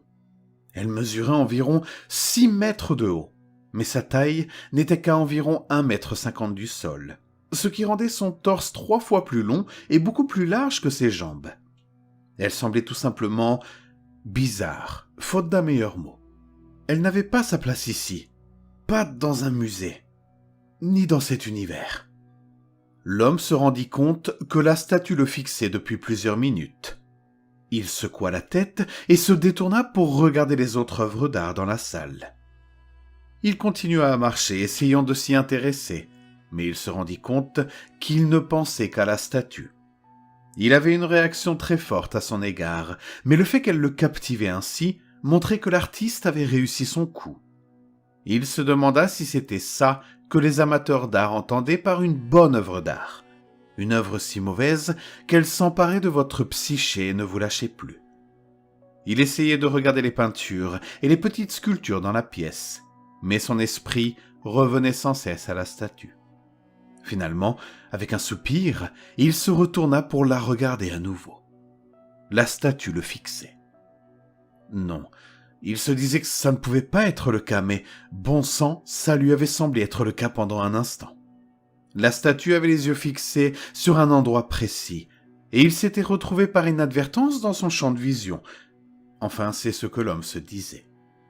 Il marcha de côté, face à la statue, mais s'éloignant de l'endroit où il se trouvait auparavant, et les yeux de la statue ne le suivirent pas. Non, ils continuèrent à fixer le même endroit. Son cœur battait à toute vitesse et il se moqua de lui-même pour s'être laissé effrayer. Le rire résonna dans la pièce et au-delà. Il se détourna à nouveau de la statue et regarda à nouveau certaines des autres pièces de la salle. Finalement, il se dirigea vers la porte à l'autre bout de la pièce par laquelle il était entré. Alors qu'il s'apprêtait à franchir le seuil, il jeta un dernier regard à la statue. La statue le fixait du regard. Sa tête était tournée vers lui et elle le fixait. Son expression avait changé. Auparavant, elle était vide, comme celle d'un soldat au garde-à-vous. À présent, elle semblait dégoûtée, offensée, méprisante. Il retourna dans la pièce, mais la statue ne bougea pas. Son regard resta fixé sur la porte où il s'était retourné pour la regarder. Il ne voulait pas, mais il s'approcha d'elle. Il pensait qu'il devrait la toucher pour voir de quoi elle était faite, mais il ne voulait pas. Il ne savait pas pourquoi, mais il y avait quelque chose dans cette statue qui lui faisait peur. Il eut soudain l'idée que la statue devait être en partie mécanique, capable de bouger légèrement, afin de renforcer sa valeur artistique. Cette pensée lui procura un immense soulagement. Cela expliquait tout. Peut-être que l'artiste la bougeait à distance lorsque quelqu'un se trouvait dans la pièce afin de provoquer une réaction. Peut-être était-il en train de le filmer en ce moment même. À un moment donné, une compilation des réactions à la statue sur vidéo serait présente sur YouTube, y compris la sienne d'ailleurs. Il se demanda si le public aurait pu voir son dégoût lorsqu'il avait vu la statue pour la première fois. Si les moments de terreur qu'il avait ressentis les 2 fois où il s'était retourné et l'avait vu le regarder s'étaient affichés sur son visage, l'intéressaient beaucoup. Eh bien, il ne voulait pas faire partie de l'émission de caméra cachée, même si c'était artistique dans un certain sens. « Bonjour !» dit-il. « Je ne veux pas participer à ça. Vous n'avez pas ma permission pour montrer mon image à qui que ce soit. » Il attendit que l'écho de sa voix s'éteigne, mais il n'y avait rien. Aucun son. « Bonjour !» dit-il à nouveau, mais rien. Il ne voulait pas quitter la statue des yeux, mais il n'allait pas rester plus longtemps dans cette pièce. Il se dirigea vers la porte par laquelle il était entré et se pencha à l'extérieur, s'agrippant au cadre de la porte, et appela une 3e fois. « Bonjour !» Comme il n'obtenait aucune réponse, il décida de traverser la pièce et de sortir par l'autre côté. Il se retourna. Le visage de la statue était à 5 centimètres du sien. Il hurla et tomba en arrière, se cognant la tête contre le mur. Il se précipita pour s'éloigner, mais la statue ne bougeait pas. Ses yeux continuaient à fixer l'endroit où il se trouvait quelques instants auparavant. Sa bouche ouverte, dans un sourire incroyablement large. Ses dents si grandes qu'elles étaient en fait plus grandes que son nez. Beaucoup plus grandes. Il était impossible que ses dents puissent tenir dans cette bouche lorsqu'elle était fermée. Elles étaient acérées, comme celles d'un prédateur. La statue s'était penchée en avant, son torse obscènement long, lui permettant de placer son visage juste à côté du sien, sans bouger les jambes. Elle aurait dû être complètement déséquilibrée, mais elle restait figée sur place. Il continua à ramper jusqu'à atteindre le mur, qu'il utilisa pour se relever. Il avança lentement le long du mur vers la sortie la plus éloignée. Malgré sa panique, il parvint à s'accrocher à l'idée que la statue était mécanique et qu'elle était déplacée dans un but précis. « Bonjour, arrêtez, je veux que vous arrêtiez, c'est pas drôle. Je veux rien avoir à faire avec vous, cette statue ou ce musée. Vous m'entendez, arrêtez !» Il continua à avancer le long du mur, les yeux fixés sur la statue, effrayé à l'idée de détourner le regard. Elle ne bougeait pas. Il arriva jusqu'à la porte située à l'opposé de la pièce, à environ 15 mètres de là. La distance le rassurait quelque peu, mais pas beaucoup. Sans quitter la statue des yeux, il sortit lentement de la pièce. Il n'allait pas détourner le regard. Sa vue sur la statue ne serait interrompue que lorsque le mur se dresserait entre lui et elle. Il se trouvait désormais complètement dans la pièce voisine, mais il pouvait encore voir la statue, penchée de manière grotesque au niveau de la taille, son visage et son sourire maniaque traversant toute la pièce, fixant l'endroit où il se tenait 2 minutes auparavant. Il fit lentement un pas de côté. Le mur lui bloquait désormais la vue de la tête, heureusement. mais il pouvait encore voir le torse et les jambes, malheureusement. Un autre pas, et seule sa taille et ses jambes étaient encore visibles. Encore un pas, et il ne pouvait plus la voir. Il prit quelques profondes inspirations pour se calmer, puis prit une décision. Il allait sortir de ce musée immédiatement.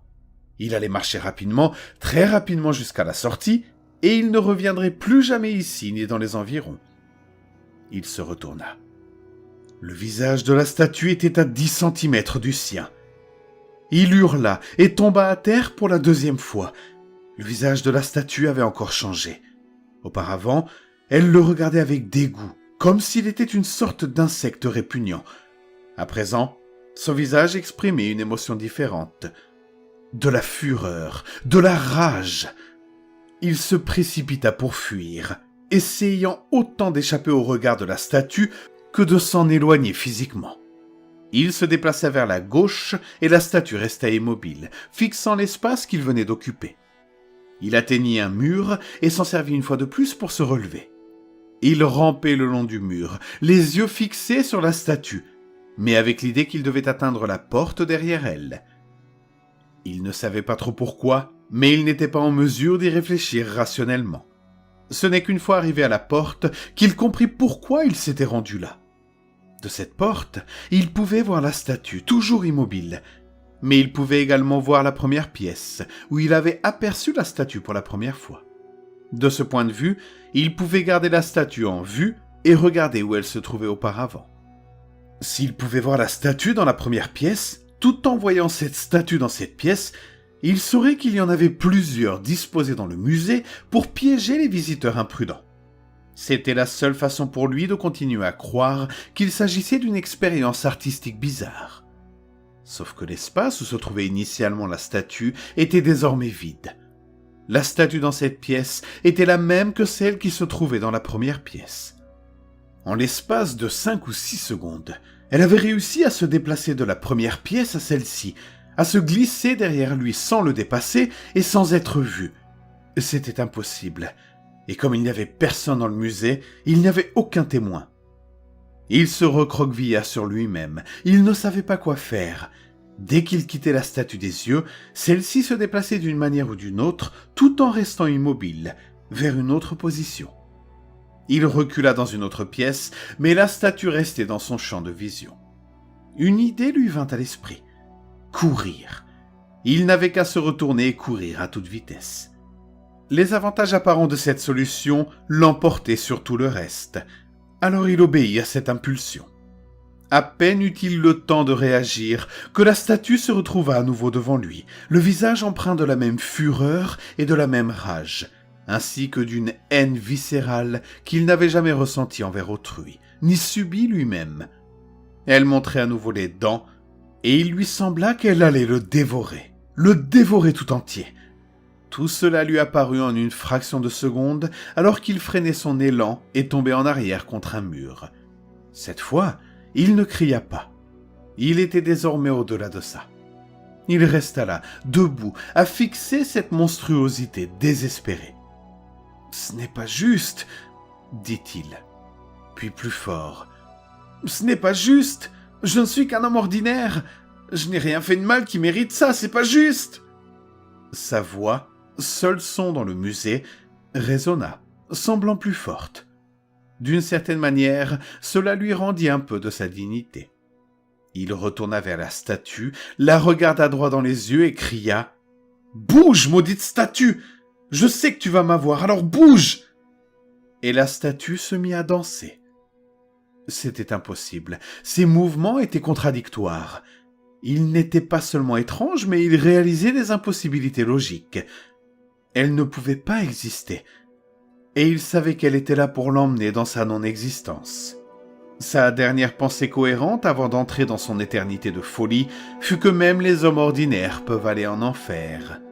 Juste après cette dernière pensée, le démon bondit sur lui. N'ayez pas peur de laisser un pouce bleu, d'activer les notifications et de vous abonner si ce n'est pas déjà fait. Horreur de la guerre, les ombres de Benzine. Quand j'étais jeune, ma grand-mère me racontait des histoires sur sa jeunesse. Quand j'avais environ 14 ans, elle m'a parlé de l'époque où elle et mon grand-père vivaient dans une ville polonaise appelée Bedzin. Elle décrivait Bedzin comme une ville pittoresque.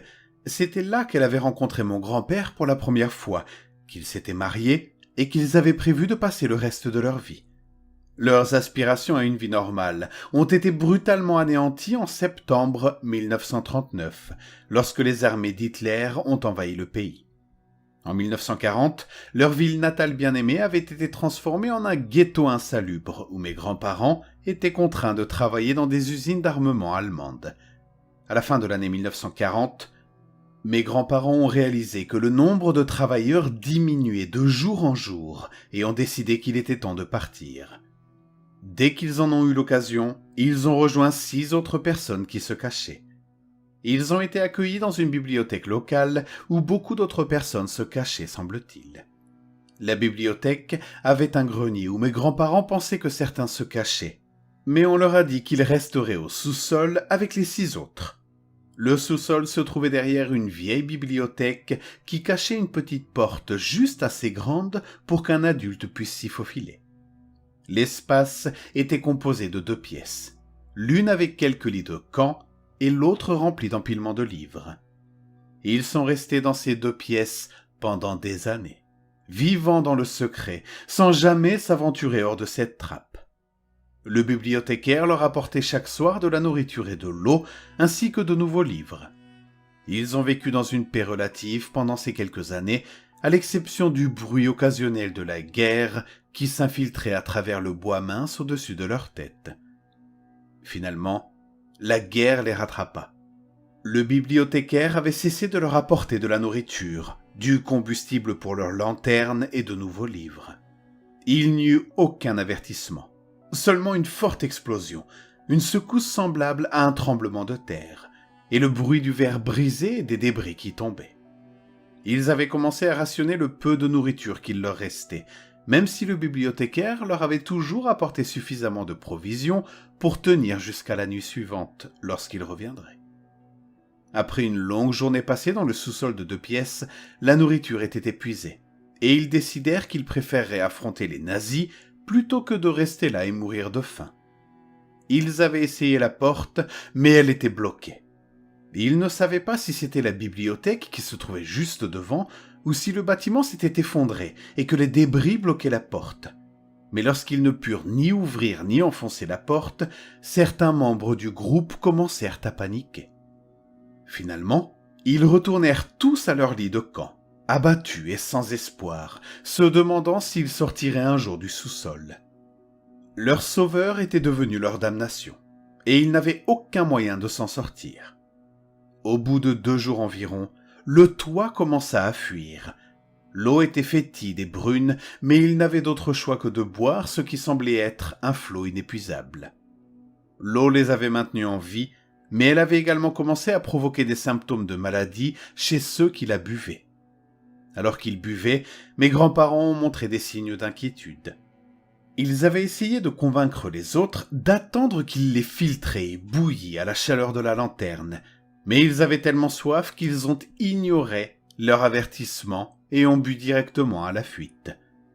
Pendant que mes grands-parents purifiaient leur propre eau, les autres étaient devenus anxieux, confus et agités, se grattant constamment pour soulager une démangeaison qui semblait ne jamais cesser et qui envahissait tout leur corps. Ils avaient bu cette eau pendant 2 jours, et les symptômes des autres s'étaient aggravés au cours de cette courte période. C'est au 3e jour que les autres ont commencé à souffrir de la faim.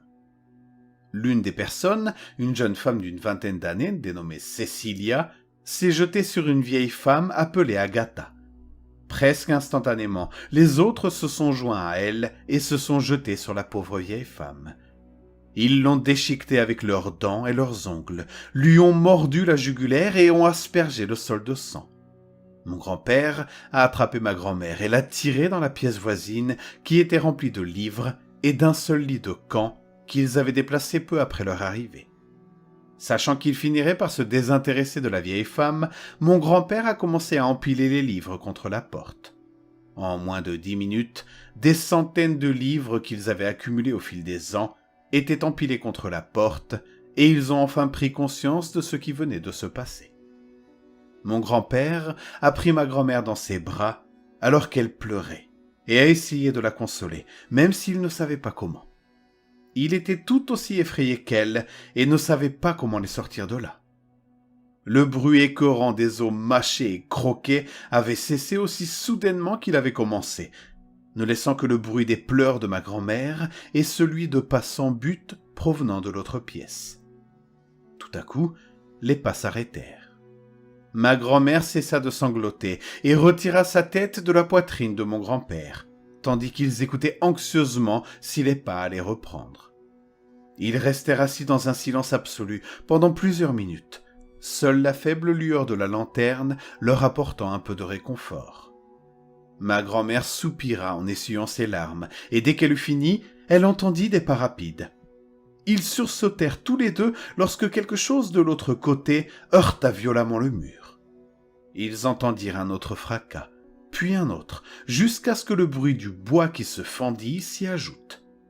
Avec un autre fracas, un morceau de bois fut projeté du mur, et une grande fissure traversa le mur jusqu'au sol. La faible lueur de la lanterne de l'autre côté du mur brillait à travers le trou. Et bien qu'ils attendirent un autre fracas, celui-ci ne vint jamais. Après ce qui sembla être des heures passées assises à attendre un autre effondrement, ma grand-mère décida de se lever et de s'approcher du trou dans le mur.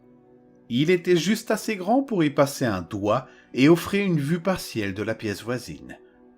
En regardant à travers le trou, elle vit une masse de corps allongés les uns à côté des autres, leurs poitrines se soulevant et s'abaissant.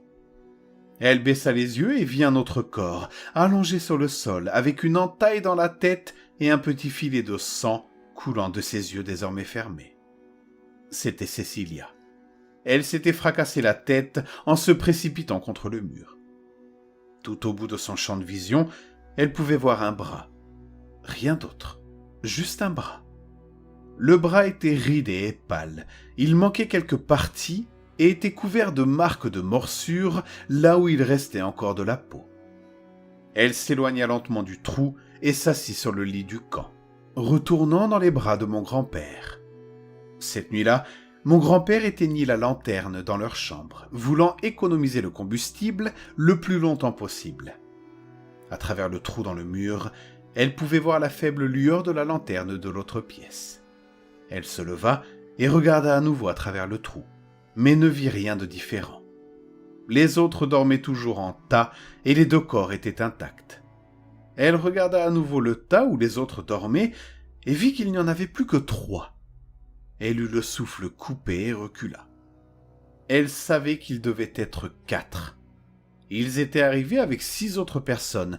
2 étaient mortes, alors où était la dernière?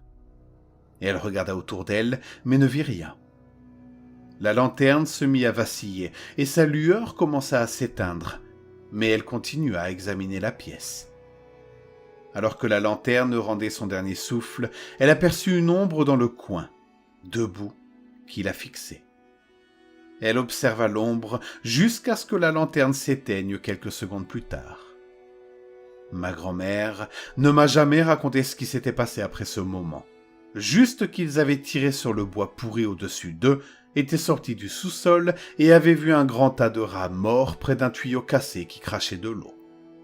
Au moment où ils s'étaient échappés, les Russes avaient libéré Bedzin et les avaient affranchis du joug nazi. Ma grand-mère ne pouvait plus voir sa ville natale de la même façon après s'être échappée du sous-sol. Alors mon grand-père a acheté une maison dans un petit village en Bosnie. C'est là qu'ils ont élevé ma mère et que ma mère m'a élevé. Ma grand-mère les appelait les ombres du Bedzin, un nom qui lui semblait approprié. Je suis d'accord, ces gens n'étaient plus humains. Ils étaient porteurs d'une maladie horrible, ils n'étaient plus que l'ombre d'eux-mêmes. Je vous dis ceci parce que je me trouve aujourd'hui dans une situation similaire. Nous sommes en 1993 et je me cache pour échapper à l'organisation paramilitaire des Scorpions, qui a commencé à mener une campagne de nettoyage ethnique en Bosnie. Je me cache avec 8 autres personnes et 20 minutes avant de commencer à vous dire ceci, Nous avons entendu une forte explosion, suivie d'un bruit semblable à celui d'un tremblement de terre, accompagné du bruit des débris qui glissaient et du verre qui se brisait. Si je meurs, sachez que les ombres de Bedzin sont devenues les ombres de la Bosnie. Mais je n'étais pas l'une d'entre elles. Je n'ai pas bu l'eau. Je ne suis pas devenu un monstre. N'ayez pas peur de laisser un pouce bleu, d'activer les notifications et de vous abonner si ce n'est pas déjà fait. Témoignage d'un plongeur qui doit sa vie à une pieuvre très intelligente. Je faisais beaucoup de plongée autrefois. Je n'en fais plus autant aujourd'hui, mais il y a quelques années, j'étais vraiment passionné. J'avais mon brevet et tout le reste. C'est vraiment magnifique là-dessous. Le sable au motif pâle, l'eau qui emporte le lointain comme une brune bleue, et les éclats de couleurs les plus vifs que vous ayez jamais vus lorsque certains poissons surgissent dans votre champ de vision. J'ai exploré mon lot d'épaves et de grottes, mais ce que je préfère, c'est rester en suspension juste là où le plateau plonge dans les profondeurs.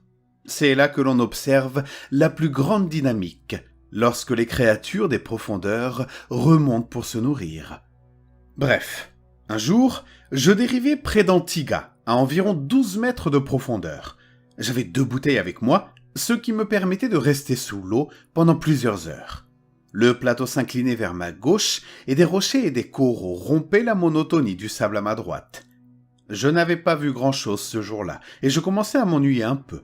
Mais c'est alors que j'ai remarqué une grosse pieuvre. C'était une espèce des profondeurs, probablement échouée accidentellement. Elle ne remonte généralement pas pour chasser.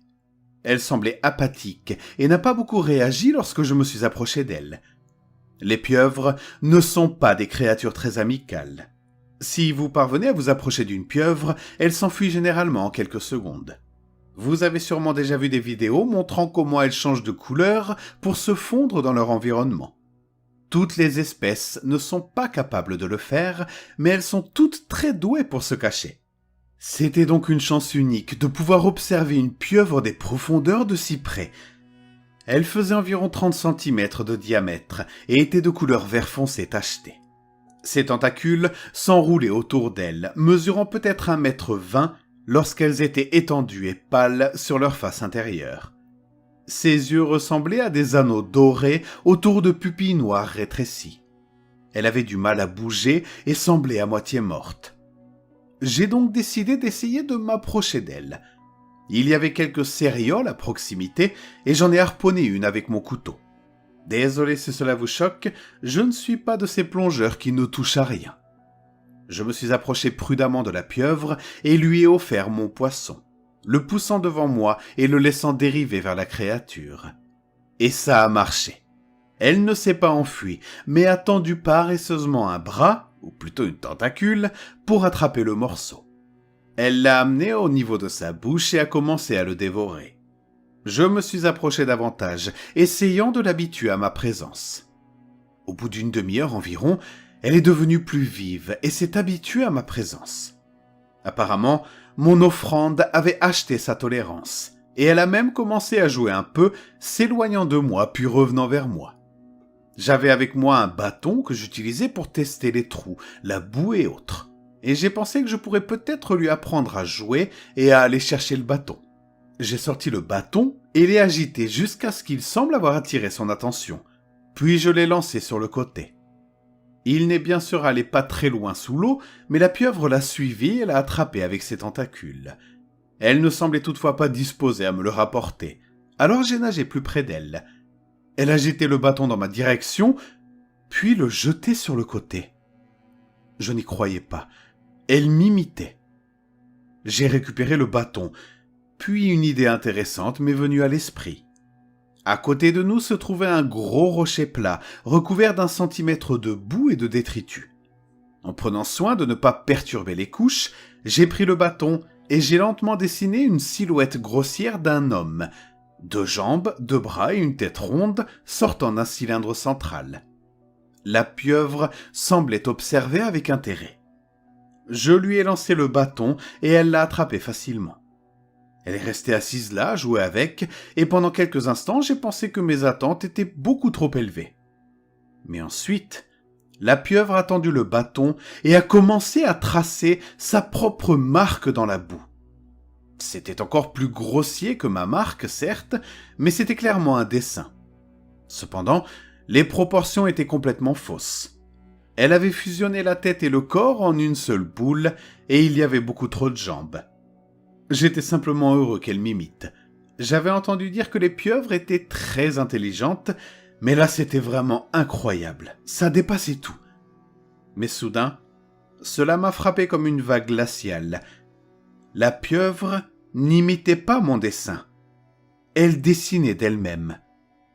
Les implications étaient énormes.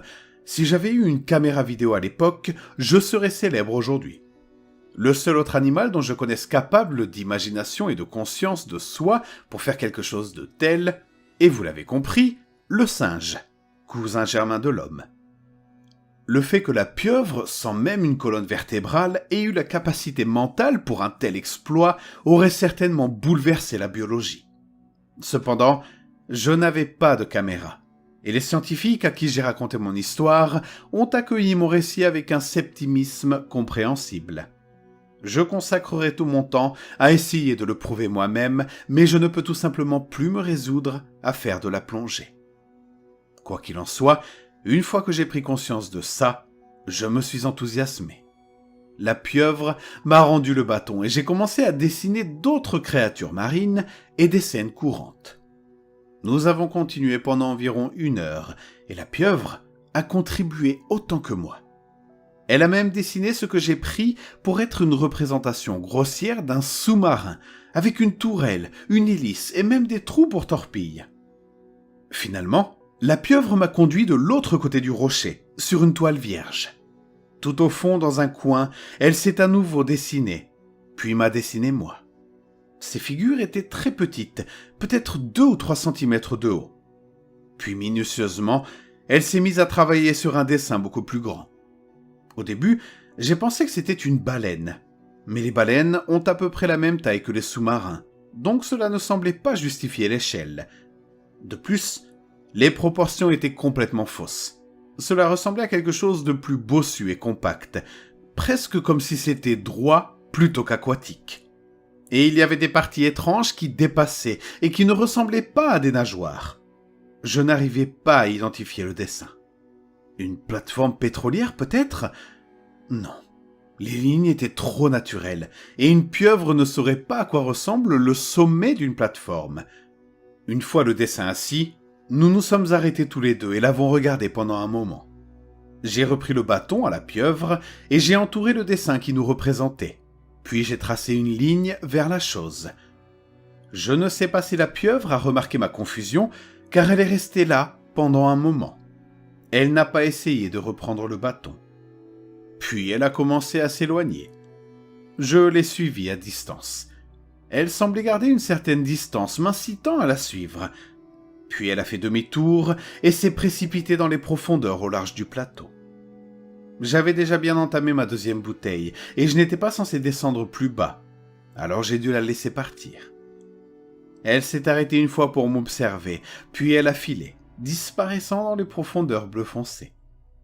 Je l'ai suivie du regard pendant quelques minutes pour voir si elle reviendrait, mais rien ne s'est passé. Alors j'ai commencé à observer les autres poissons et à remonter lentement vers le bateau. Puis, soudainement, un faible bourdonnement s'est fait entendre tout autour de moi. Il n'était pas très fort, mais il était puissant, comme s'il provenait du fond de l'océan lui-même. J'avais déjà entendu parler d'éruptions sous-marines, mais je n'en avais jamais vécu, et je me demandais si j'étais sur le point d'en vivre une. Mais cela ne ressemblait pas à un phénomène naturel, cela ressemblait plutôt au cri d'un animal. Ralenti jusqu'à atteindre une fréquence quasi subsonique et diffusé par d'énormes haut-parleurs situés très loin. J'ai eu l'occasion de consulter les enregistrements sismographiques de cette journée, et rien n'apparaît à ce moment-là pour cette fréquence. Je n'ai aucune idée de la raison. Les poissons étaient devenus fous, se précipitant dans tous les sens et en se dirigeant tous vers la terre ferme. Et pas seulement les poissons de récif. Les plus gros, provenant des profondeurs, passaient près de moi encore plus vite.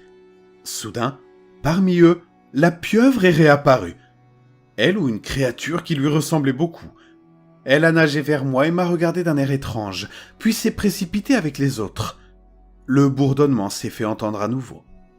En regardant vers la mer, j'ai peu à peu pris conscience d'une grande tache sombre. Il était très difficile d'évaluer sa taille ou sa distance, mais elle était suffisamment grande et éloignée pour être visible. Il était également difficile de distinguer autre chose qu'une ombre dans l'eau trouble, mais il était clair qu'il ne s'agissait ni d'une baleine, ni d'un objet fabriqué par l'homme. Je ne pouvais même pas dire s'il s'agissait d'une seule créature. Il semblait y avoir de longs filaments ressemblant à des algues ou à des tentacules de méduses qui en sortaient, mais d'une taille incommensurable. Cela ressemblait à un morceau de récif corallien ancien et difforme qui s'était détaché et flottait. Du moins, c'est ce que je pouvais voir. Cela semblait s'estomper au loin, comme si cette masse, aussi immense soit-elle, n'était qu'un membre d'une entité beaucoup plus grande. Je n'ai jamais vu de porte-avions depuis sous l'eau, mais j'imagine que c'est le genre d'ombre qu'il projetterait. Le grondement retentit une troisième fois. Une peur irrationnelle s'empara de moi. Je ne semblais pas être en danger, bien que cette chose fût plus grande que tout ce que j'avais jamais vu. Elle était trop loin pour m'atteindre rapidement, et elle semblait de toute façon trop grande pour entrer dans les eaux peu profondes. Néanmoins, j'étais envahi par le sentiment que si je ne m'enfuyais pas aussi vite que possible, je serais entraîné dans l'abîme et dévoré. Je sentais l'eau elle-même m'attirer vers cette gueule noire. Sans me soucier de la profondeur ni de mon équipement, je me suis précipité vers la surface. Bien sûr, en remontant, j'ai commencé à avoir des crampes, mais j'ai continué à grimper malgré tout. J'étais encore loin du bateau. Lorsque j'ai refait surface, je pouvais à peine bouger. J'ai dû garder mon embout dans la bouche, car je ne pouvais pas garder la tête hors de l'eau. Je ne pouvais certainement pas appeler ou faire signe au bateau. Loin de s'atténuer, ma panique était pire que jamais. Depuis la surface, je ne pouvais pas voir la chose ni savoir si elle venait vers moi. Je me suis frayé un chemin lentement et péniblement vers le bateau. Finalement, quelqu'un à bord m'a remarqué et est venu me chercher. J'avais un grave accident de décompression et j'ai dû rester à l'hôpital pendant quelques semaines jusqu'à ce que je m'en remette. Les médecins m'ont dit que j'avais eu de la chance de ne pas avoir eu d'accident vasculaire cérébral ou d'autres séquelles permanentes. Voilà, c'est mon histoire. Je suis désolé de ne pas pouvoir vous donner une conclusion plus satisfaisante. Je ne sais toujours pas moi-même ce que j'ai vécu. Mes amis pensent que c'était une forme d'extase, mais cela ne correspond pas aux symptômes. La narcose est censée réduire l'anxiété, pas la stimuler. Et mes hallucinations, si c'est bien de cela qu'il s'agissait, étaient trop vives et trop précises. Quoi qu'il en soit, depuis lors, j'ai peur de l'eau. J'ai essayé de retourner dans l'eau une ou deux fois, mais je ne peux que rester tremblant sur le bateau. Je pense qu'il y avait vraiment quelque chose là-bas, et je ne pense pas que ce soit quelque chose que je veuille revoir un jour. Mais une chose est sûre, j'ai l'impression que la pieuvre m'a sauvé la vie, d'une façon ou d'une autre. N'ayez pas peur de laisser un pouce bleu, d'activer les notifications et de vous abonner si ce n'est pas déjà fait. Si votre ophtalmo vous propose d'essayer les lentilles de contact de New Life Vision, refusez catégoriquement. Je ne sais pas pour les autres, mais j'ai toujours eu une très mauvaise vue. En général, elle empire d'année en année. Mais certaines années, je parviens à échapper à cette détérioration. Je porte des lentilles de contact parce que j'ai toujours voulu éviter d'être catalogué comme un nerd, mais je ne suis pas sûr que les lentilles m'aident vraiment, même si je les préfère quand même. Cette année, ma vue s'est nettement détériorée. Je m'en suis rendu compte en essayant de lire des mots de loin. Je n'avais presque plus de lentilles de contact, il était donc temps d'aller voir mon optométriste. La visite s'est déroulée comme d'habitude, une série de tests de vision, des lumières vives braquées sur mes yeux, et essayer de deviner quelle lettre était le grand flou lorsqu'il m'a demandé d'enlever mes lentilles. Comme je le soupçonnais, ma vue s'était effectivement détériorée. Lorsque j'ai demandé à mon médecin de me prescrire de nouvelles lentilles, il m'a fait une proposition étrange. Cela peut sembler bizarre, mais je viens de recevoir une nouvelle livraison de lentilles aujourd'hui. Cette nouvelle entreprise m'a envoyé un lot de lentilles expérimentales. Pour être franc, je cherche un cobaye pour les tester. J'écoutais attentivement le docteur, mais c'était un peu bizarre. De nouvelles lentilles? Est-ce qu'elles correspondent à ma prescription? Ai-je demandé un peu perplexe. C'est justement ça. Apparemment, ces lentilles s'adaptent automatiquement à la personne qui les porte. Je n'ai aucune idée de comment ça fonctionne, mais si c'est le cas, ce serait une avancée incroyable pour l'optométrie. Vos nouvelles lentilles mettront quelques jours à arriver de toute façon, mais si celles-ci fonctionnent, vous pourriez retrouver une vision parfaite dès aujourd'hui, répondit le docteur. Je n'aimais pas l'idée d'être un cobaye, surtout après tous les films et séries télévisées que j'avais vus où les expériences ne se terminaient pas très bien. D'un autre côté, cela semblait incroyable. Des lentilles qui s'adaptent automatiquement à vos yeux? J'étais simplement curieux de voir si une telle chose existait. Finalement, la curiosité l'emporta. Je vais les essayer, répondai-je. Mon optométriste quitta rapidement la pièce avec un sourire et revint quelques minutes plus tard avec une petite boîte dans une main et un morceau de papier dans l'autre. Je compris rapidement à quoi servait le papier. Je vais vous demander de signer cette décharge. Comme je vous l'ai dit, il s'agit d'un traitement expérimental. Bon. On dirait que je ne vais pas toucher le gros lot si quelque chose tourne mal, me suis-je dit en signant la décharge. Une fois cela réglé, le médecin a posé la boîte devant moi. New Life Vision. Pouvait-on lire dessus? Pour vous aider à voir la vie sous un nouveau jour. Ah, quel slogan ringard! Pensais-je en me retenant de rire aux éclats. J'ouvris la petite boîte et en sortis 2 récipients encore plus petits. Si vous avez déjà porté des lentilles de contact, vous savez à quoi ressemblent ces récipients. Je parvins facilement à mettre les 2 lentilles en place en moins de 30 secondes. Au début, j'avais l'impression qu'elles ne fonctionnaient pas. Ma vision était aussi floue que d'habitude sans lentilles. Mais après avoir cligné des yeux plusieurs fois, ma vision a commencé à s'éclaircir. Quelques secondes plus tard, j'ai cligné des yeux encore plusieurs fois et elles fonctionnaient. Ma vision était absolument parfaite. « C'est incroyable !» ai-je dit à voix haute sans même m'en rendre compte. « Elle fonctionne donc ?» m'a demandé le médecin d'un ton interrogateur. « Oui, elle fonctionne parfaitement, je vois parfaitement bien !» balbutiai-je. Le médecin laissa échapper un rire et effectua quelques tests supplémentaires pour s'assurer que les lentilles fonctionnaient correctement. Et je les réussis tous haut la main. Bon, vous pouvez partir. Les lentilles semblent fonctionner correctement. N'oubliez pas de revenir me voir dans quelques jours. Oh, et une dernière chose, dit-il en sortant quelques feuilles de papier pliées et agrafées soigneusement. Je suis censé vous donner ça. Ce sont les instructions pour les lentilles de contact. Bon, passez une bonne journée. Pourquoi aurais-je besoin d'instructions pour des lentilles de contact? Je n'en ai jamais eu besoin auparavant. Et puis, c'est pas vraiment sorcier de porter des lentilles. Je me suis dit qu'il s'agissait probablement juste de notes sur les lentilles, car elles étaient expérimentales. Alors j'ai pris les papiers. Une fois de retour à ma voiture, j'ai rapidement rangé les papiers dans ma boîte à gants et je suis rentré chez moi. Ma première journée avec les lentilles a été incroyable. Comme je l'avais dit au médecin, je suis presque sûr que ma vision est maintenant parfaite. Tout était tellement plus clair et net. Les couleurs ressortaient encore plus. J'ai presque hésité à les retirer pour aller dormir ce soir-là. J'avais en fait un peu peur que les lentilles ne fonctionnent plus le lendemain lorsque je les aurais mises. Vous savez, ce sentiment de ne rien vouloir toucher quand tout fonctionne parfaitement. La journée s'est déroulée normalement. Mais quelque chose me dérangeait. Vous connaissez cette sensation lorsque vous êtes sûr d'avoir vu quelque chose au coin de l'œil, mais lorsque vous vous retournez pour regarder, il n'y a rien? Eh bien, cette sensation a persisté pendant la majeure partie de la journée. Mais à part ça, tout allait bien. Pour la 3e journée consécutive, je me suis réveillé pour mettre mes nouvelles lentilles miraculeuses. C'était samedi, donc j'allais pouvoir les garder au moins pendant le reste du week-end. Je devais retourner chez l'ophtalmologue le lundi.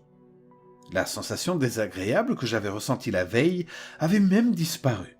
Je suppose que je m'étais fait des idées. Du moins, c'est ce que je pensais. Une fois de plus, la journée s'est déroulée comme toutes les autres, jusqu'à ce que je décide de sortir pour aller chercher à manger. Je suis allé dans mon restaurant de hamburger préféré et j'ai pris un plat à emporter, car je n'aime vraiment pas m'asseoir dans les restaurants. En rentrant chez moi, je n'ai pas quitté la route des yeux, pas même pour envoyer un petit SMS. À quelques pâtés de maison de chez moi, j'ai toutefois cligné des yeux, un geste humain tout à fait normal. Le temps que je cligne des yeux, un homme se tenait désormais sur la route. J'ai freiné brusquement, faisant voler mon repas depuis le siège passager. Le capot de ma voiture n'était qu'à quelques centimètres de l'homme lorsque je me suis complètement arrêté. J'étais sur le point de sortir de ma voiture pour demander à l'homme ce qu'il faisait, mais c'était avant de mieux le voir. Je ne suis pas sûr de pouvoir appeler cette chose un homme. Elle était incroyablement grande, au moins 2,30 m ou 2,40 m, et elle était recroquevillée comme Gollum. Elle était également extrêmement mince, comme si elle souffrait de malnutrition. Sa peau était incroyablement pâle, presque entièrement blanche. Sa tête était tournée sur le côté, comme si elle se retournait pour me regarder. J'ai cligné des yeux une fois de plus, et elle avait disparu. Je me suis dit que le médecin m'avait donné des lentilles qui me permettaient de voir des Slenderman. Bien sûr, il n'y avait personne d'autre dans les environs pour me dire s'il y avait réellement quelque chose de là-bas ou si j'étais simplement fou. Je suis donc rentré chez moi en voiture pour profiter du reste de mon repas qui n'avait pas été éclaboussé sur mon tableau de bord. J'ai retiré mes lentilles et je me suis couché tôt ce soir-là. Même si c'était samedi, je me suis dit que je devais simplement manquer de sommeil. Il valait mieux que je me repose. Le lendemain matin, j'ai failli ne pas mettre mes lentilles et opter pour une vieille paire de lunettes. Mais l'attrait des lentilles était trop fort. C'était dimanche donc bien sûr, cela signifiait paresser en zappant entre les matchs de football, YouTube, Netflix. Après quelques heures à ne rien faire, j'ai bâillé et fermé les yeux. Quand je les ai rouverts, il y avait une autre silhouette devant moi. Mais celle-ci était petite, probablement environ 1,20 m. Elle était également voûtée, avec le même corps mince et pâle. Un bébé Slenderman ? Elle me tournait le dos, donc je ne pouvais toujours pas voir son visage. J'ai presque immédiatement fermé les yeux, effrayé. Quand j'ai rassemblé mon courage pour regarder à nouveau, comme auparavant, la silhouette avait disparu. Je n'étais pas sûr que ce soit la solution à ce moment-là, mais j'ai quand même couru à la salle de bain et j'ai retiré mes lentilles de contact. C'est alors que je m'en suis souvenu. Et je pense que vous vous dites la même chose. Les instructions que j'ai laissées dans la boîte à gants. Peut-être qu'il y avait quelque chose d'écrit qui me donnerait des informations.